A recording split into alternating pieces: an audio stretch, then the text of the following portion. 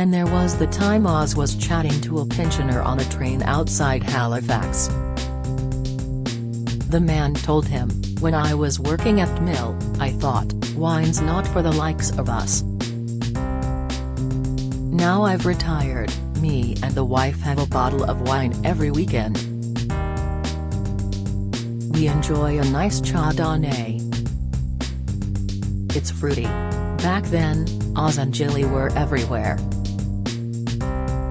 The pair were TV gold and, as Oz puts it, riding the 80s and 90s wine boom like a great big wave heading towards the shore. Often mistaken for a couple, in part thanks to Jilly's bossy, and hilarious, treatment of her larger-than-life co-star, they cut a swathe through the stuffy British wine establishment. Oz chuckles, "I was the henpecked husband. She would literally put her hand over my mouth and push me off screen while I was talking. Or steal a gag it rehearsed and do it before me. My mother hated the way Jilly treated me, but I didn't mind. People thought we were married, but we never had a fling. We were very good friends and very fond of each other and still are. I was talking with her only yesterday." Their double act not only helped draw in some of BBC Two's biggest ever audiences, they popularised wine drinking, helped encourage the supermarket drinks boom of the late 80s and championed the early English wine business.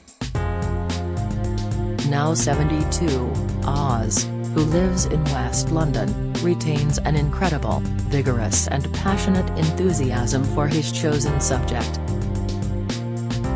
"We are having lunch with, perhaps needless to say, plenty of wine at Andrew Edmonds' restaurant in Soho, central London, to talk about his new book, part memoir, part guide, Oz Clarke on Wine." Several diners wander over to pay their respects. But for a man who helped bring about real change in the nation's drinking habits, he modestly describes himself as phenomenally lucky. Growing up near Canterbury, Kent, where his father was a coal mine doctor, Robert Oz Clarke enjoyed an idyllic existence. "We had our own chickens, a pigsty, we had ducks, geese, apples, pears, plums, cherries. We had rows and rows of soft fruit, a greenhouse, every sort of vegetable. My older brother John was off at school, so I was my mother's little helper," he says. "At least until I was 6. My dad came home one day and my mother announced, 'I've found a school for Robert, St. Anne's Convent.' My dad said, 'But isn't that a girls' school?' She said, 'Yes, but it's a Catholic girls' school.' So I went to a girls' school. It was wonderful. You can imagine how much attention I got. Of course, when I was 16, they wouldn't talk to me." His first taste of alcohol came during a picnic when, aged 3, he sunk a bottle of damson wine while his parents were saving his brother from drowning.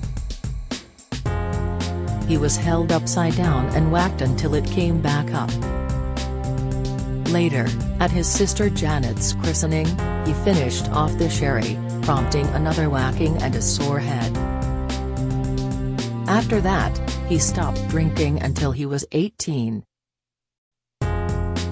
People forget how completely awful wine was in the 70s, he says. My parents drank 2 bottles of wine a year at home. Hungarian Egribika Verbul's Blood Red for Christmas and Loski Riesling from Yugoslavia at Easter. The wine we drank as students was completely filthy. It was probably Cypriot or Greek or Spanish. At Oxford, he studied theology and psychology and became Common Room president. More importantly, He captained a wine tasting team after being drawn to the club as a way of meeting girls. I thought it might make me attractive, it didn't, but I found it easy to talk about everyday flavors in wine because I was surrounded by them during my youth. Back then most wine writers wrote complete rubbish. Wine almost never tastes like grapes, so you have to borrow the language from everyday life. We'd sit around a table and it'd make everyone tell me their first impressions. The flavor is there, because you found it. It's your palate, not mine. If I tasted apples, I didn't mean off the shelf from Sainsbury's. I would be thinking of a Lady Henniker or Cox or Bramley, plucked from the tree, cut open and eaten or made into a crumble or puree by my mum. All those flavors are there if you can find them. Don't tell me it's got a verdigris or a filigree, I'm not interested in that, and nor should you be. Under his tutelage, the university wine tasting team began thrashing their opponents. We started winning competitions all over the place and it gave me the idea of democratization. But having also become interested in drama through his friend Mel Smith, his last show was a starring role in 12th Night. It was another stroke of good fortune. Several leading agents and critics turned up, leading to job offers with the Royal Shakespeare Company and National Theatre. In the event, he became a strolling player at Northampton Rep. Yet such was his reputation in wine tasting circles, he was also offered several jobs in that industry. I didn't want any of them, he smiles. I just thought, you're a bunch of pinstriped suits with your noses in the air and your old school ties talking about a tiny world in your cobwebby way. Yet as his fame as an actor grew, co-stars included Patrick Stewart and Glenda Jackson, wine continued to delight and fascinate him. He became the youngest ever British wine taster of the year in 1973 and was talent spotted by the Sunday Express magazine to launch its first ever popular wine column, aimed at demystifying it.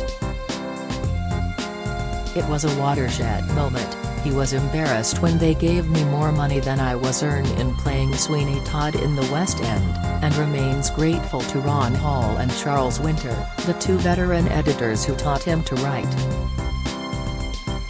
We'd do it together in the editor's office at the Sunday Express over a couple of bottles of wine. Dear old Ron, God bless you chap, you are a wonderful influence. Oz pauses, then continues, I've always had a bit of a Peter Pan complex. I wanted to be classless, irresponsible, ageless. If you're an actor you can be a failure and people still respect you.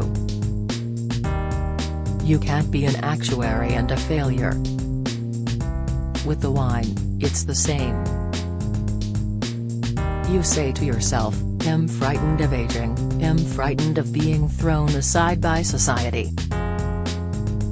Wine renews itself every year. The vintage comes in and it starts again. If wine never gets tired, I don't have to grow old either. What is happening where you live? Find out by adding your postcode or visit in your area. Ozzy's first book, published in the early 80s, included just 2 or 3 pages on New World wines and English wine, in those days awful, was probably 3 or 4 lines. He says, I've got all my notes on every English wine tasting I've ever been to. I started thumbing through them recently, thinking, God, I remember that day at Leeds Castle or Alfriston. It would be raining and everyone would be in gumboots and raincoats, and we'd be tasting these wines and saying to ourselves, these are all mostly foul. They're acidic, sulfurous and vomity. Then once every 8 or 9 glasses, you'd think, ah, now that's still acid but it's got a purity, a freshness. Even then I was seeing flickers of the English style, that hedgerow freshness we now know. Back in the 80s, growers simply weren't planting the right grapes. 2 Americans, Stuart and Sandy Moss of Nyatimber said, "We didn't come 3,000 miles from Chicago to plant apples. We came to make the best sparkling wine in the world." They came up with those astonishing wines. They were followed by another producer, Mike Roberts at Ridgeview. That's what broke the dam. It was one of those light bulb moments. I thought, I've never had a wine like this before. When he was offered food and drink, alongside Jilly, he was playing General Perone in Evita in the West End. I presumed I would go back to the theatre, but somehow it never happened. Wine took over. Then I wrote a book called Sniff, Gurgle, and Spit. He laughs. It's never been published. But many more successful books were to follow. And he still sings with an amateur group. Oz had first met Jilly on a flight to Australia for a wine tasting. I was put next to this dizzy, batty blonde with crinkly hair, great big eyes and enough energy to power a plane. We started ordering wine and drank Jacob's Creek all the way to Australia. She was my kind of woman. I don't know what she thought of me. A year later he got a call from Peter Bazalgette, a young BBC producer who would go on to create Big Brother and reality TV. Would he fancy joining a new food and drink show?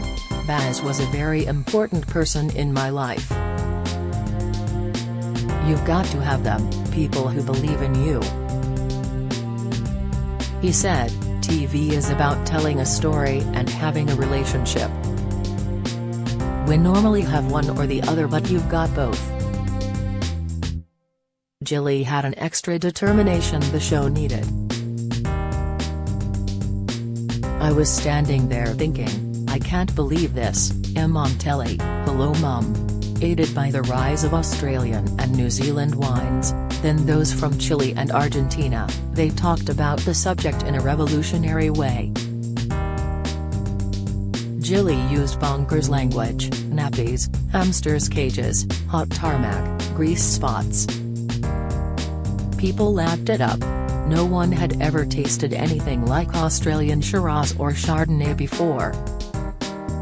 Affordable wine before the New World was basically filthy.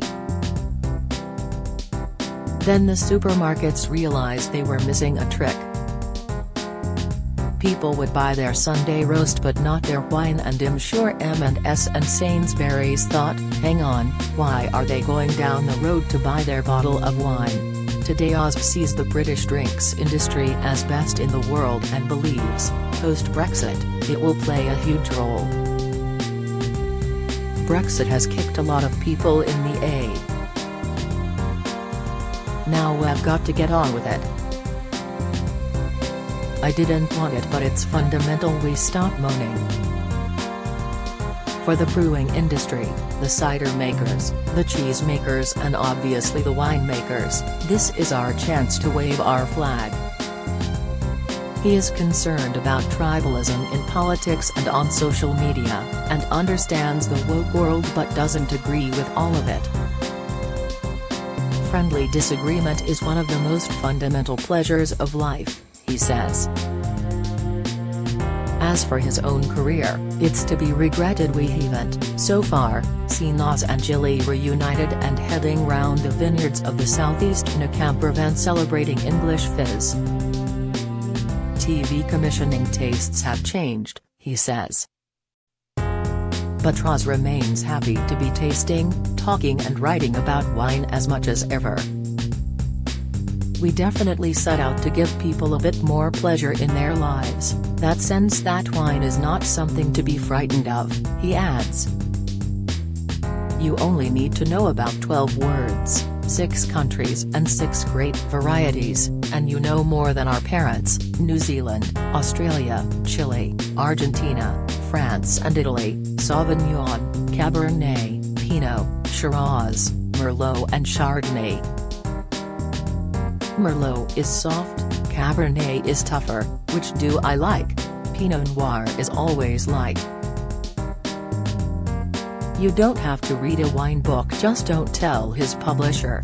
Save 20% of Oz Clarke on Wine, your global companion, Académie du Vin Library, via Express Bookshop. To order your copy for £24, RRP £30, with free UK PNP, call 020-3176-3832. Offer available until end of November 2021.